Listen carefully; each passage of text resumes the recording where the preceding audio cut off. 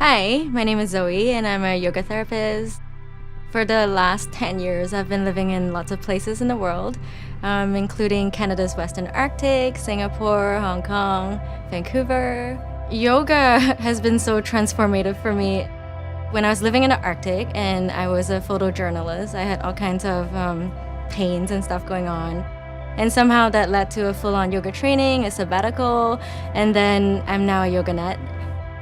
Yoga has been transformative too for me on this very difficult cancer journey.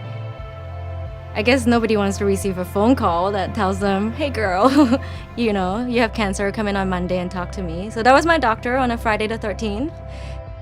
I have this community of people. I think that's what's been keeping me going. And as I opened up about what I was going through, a lot of students in my class would actually come up to me and tell me that they have either gone through the journey or they have family. And I realized so many people have been touched by it that I didn't feel lonely anymore. So how do you find courage? How do you wake up, in circumstances that are extremely difficult? For me, I have found that it always comes back to embracing myself and being loving to myself.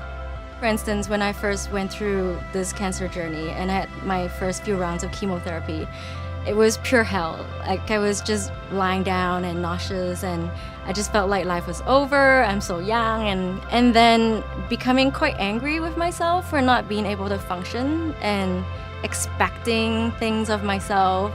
I realized that, wow, this voice that I allow myself to speak to myself in, that's not cool. That's not the yoga therapy that I thought I was helping people with. And if I talk to myself that way, no wonder I didn't feel well. So I turned it around and every day I learned little tricks. You can do things physically in yoga with your breath, with your body that can really get you to settle down and come to this place where you realize that, oh, wow, like home is within. That's when I realized that this place where I have this inner power is also the place where I have the courage. And in fact, it's also the place where I realized that there's a lot of other people going through challenges, not just me. I think the best advice is to realize that it's okay to be human. It's really, really a beautiful opportunity for us to take the time for ourselves to settle in and ask ourselves what we really need. Just to love ourselves right where we are as we are.